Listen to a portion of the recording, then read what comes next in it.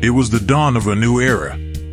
On November 29, 1963, the Beatles released a song that would not only catapult them to international stardom, but also spark the onset of the British invasion in America.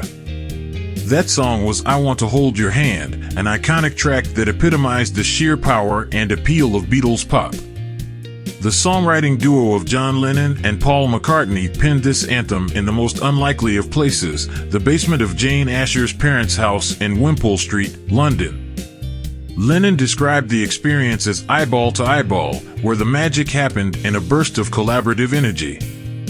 A single chord struck by McCartney lit the spark, prompting Lennon to proclaim, "That's it. Do that again." I Want to Hold Your Hand was uniquely special as it was written with the American audience in mind. After a couple of flop singles in the US, manager Brian Epstein knew that this was the song that could break the deadlock. This song, unlike its predecessors, caught the public's imagination in a way that even the Beatles couldn't anticipate. Recording at Abbey Road Studio 2, the song was significant for being the first Beatles track recorded using 4-track technology.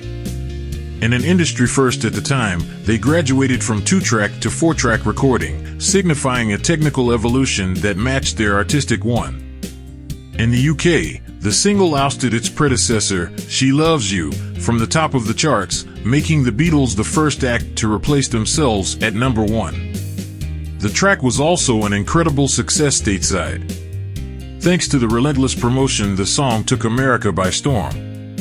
After its first airplay on a Washington, D.C. radio station, DJs across the country were inundated with requests for the song.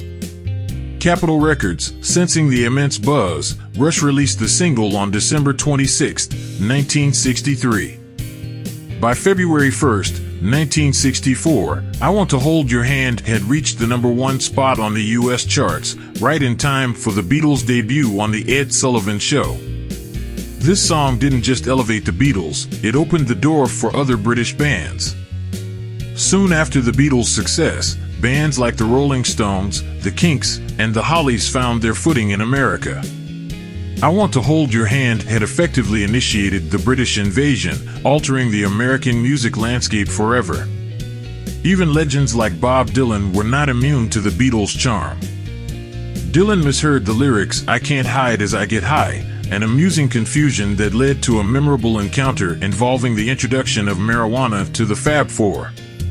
To this day, I Want to Hold Your Hand remains a cornerstone of rock and roll history, a song that marked a turning point in pop culture and played a pivotal role in the phenomenon known as the Beatles.